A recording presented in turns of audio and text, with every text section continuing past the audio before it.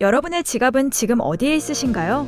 주머니 속에 넣어두셨나요? 아니면 가방 깊숙한 곳에 꽁꽁 숨겨두셨나요? 대부분의 한국 분들은 아마 이런 질문 자체가 이상하게 느껴지실 겁니다. 하지만 지금 이 순간에도 전 세계 수많은 사람들은 지갑과 휴대전화를 잃어버릴까봐 전전긍긍하며 살아가고 있습니다. 그런데 한국에서는 카페 테이블 위에 노트북을 펼쳐두고 화장실을 가는 게 자연스러운 일상입니다. 이 놀라운 광경이 바로 오늘 우리가 이야기할 한국의 치안과 시민의식에 관한 이야기의 시작입니다. 지난해 서울을 방문한 한 미국인 유학생의 이야기입니다. 그는 홍대 앞 카페에서 커피를 마시다가 화장실에 가야 했습니다.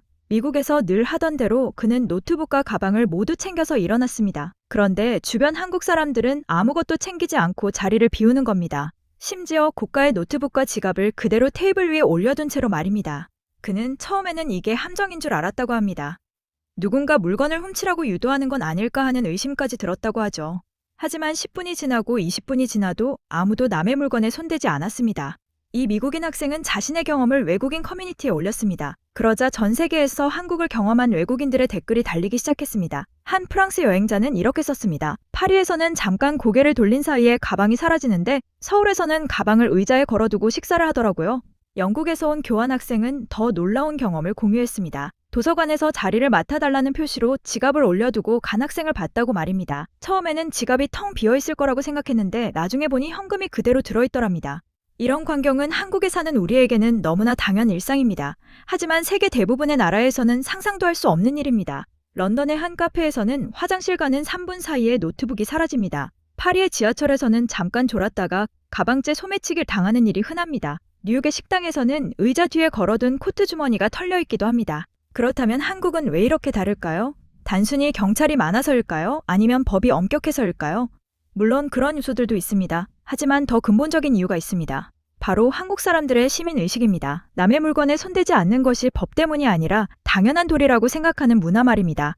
이제 두 번째 이야기로 넘어가 보겠습니다. 아파트 현관문 앞에 쌓여있는 택배 상자들 이야기입니다. 한국에서는 너무나 흔한 풍경이죠. 퇴근하고 집에 돌아오면 문 앞에 택배가 두세 개씩 쌓여 있습니다. 때로는 비싼 전자제품이 들어있는 상자도 하루 종일 문 앞에 놓여 있습니다. 그런데 이게 도난당하는 일은 거의 없습니다. 한 일본인 유튜버는 이 장면을 보고 깜짝 놀랐다고 합니다. 일본도 치안이 좋기로 유명하지만 고가 물품은 보통 택배함에 넣거나 직접 수령한다고 합니다. 그런데 한국에서는 아무런 보호장치 없이 문 앞에 그냥 놓여 있다는 겁니다. 미국에서는 이런 택배 도난이 너무 흔해서 아예 이름이 붙어 있습니다. 포치 파이러트, 즉 현관 해적이라고 부르는 택배 도둑들입니다. 미국에서는 매년 수백만 건의 택배 도난 사건이 발생합니다. 그래서 많은 집들이 현관에 보안 카메라를 달고 택배함을 설치합니다. 어떤 사람들은 가짜 택배 상자를 놓아두고 도둑을 잡으려는 함정을 만들기도 합니다. 영국도 사정은 비슷합니다. 택배 기사들은 가능한 한 이웃집에 맡기거나 숨겨두려고 합니다. 그냥 문 앞에 놓아두면 10중 8구 도난당하기 때문입니다. 그런데 한국에서는 이런 걱정이 거의 없습니다. 물론 가끔 도난 사건이 전혀 없는 건 아닙니다. 하지만 그런 일이 뉴스에 나올 정도로 드문 일입니다. 한국에서 택배 도난이 뉴스에 나온다는 것 자체가 그만큼 희귀한 일이라는 증거입니다. 이것도 역시 한국인의 시민의식 덕분입니다. 남의 집 문 앞에 놓인 물건은 절대 건드리지 않는다는 암묵적인 약속이 사회 전체에 깔려있는 겁니다. 심지어 한국에서는 음식 배달도 문 앞에 놓고 가는 경우가 많습니다. 비대면 배달이라고 해서 문 앞에 음식을 두고 벨만 누르고 가는 방식입니다. 외국인들은 이것도 신기해합니다. 뜨거운 음식을 문 앞에 그냥 놓고 가다니 누가 가져가면 어떡하냐는 겁니다. 하지만 한국에서는 그런 일이 거의 일어나지 않습니다.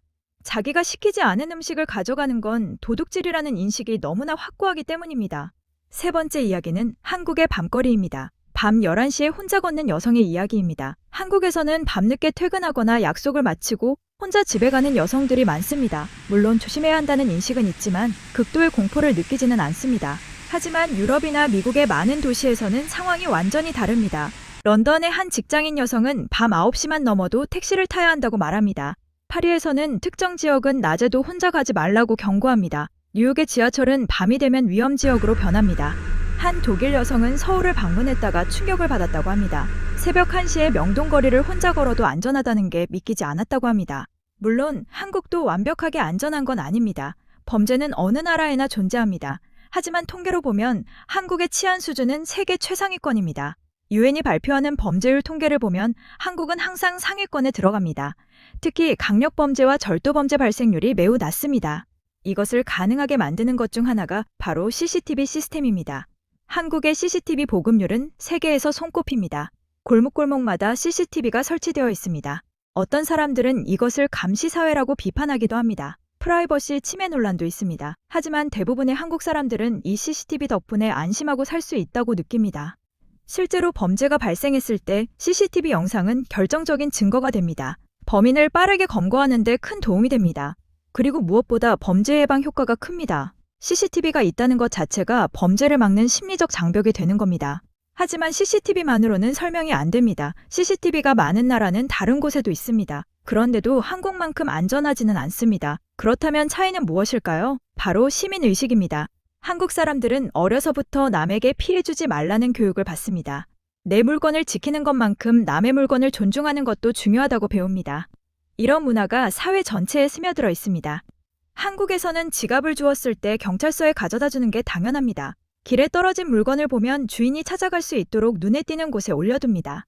누군가의 실수나 부주의를 이용해서 이득을 취하는 걸 부끄러운 일로 여깁니다. 이런 문화는 하루아침에 만들어진 게 아닙니다. 오랜 세월 동안 쌓여온 공동체 의식의 결과입니다. 한국 사회는 빠르게 발전했지만 이런 기본적인 가치는 잘 지켜왔습니다. 물론 한국도 과거에는 지금만큼 안전하지 않았습니다. 70년대와 80년대만 해도 소매치기가 흔했고 절도 사건도 잦았습니다.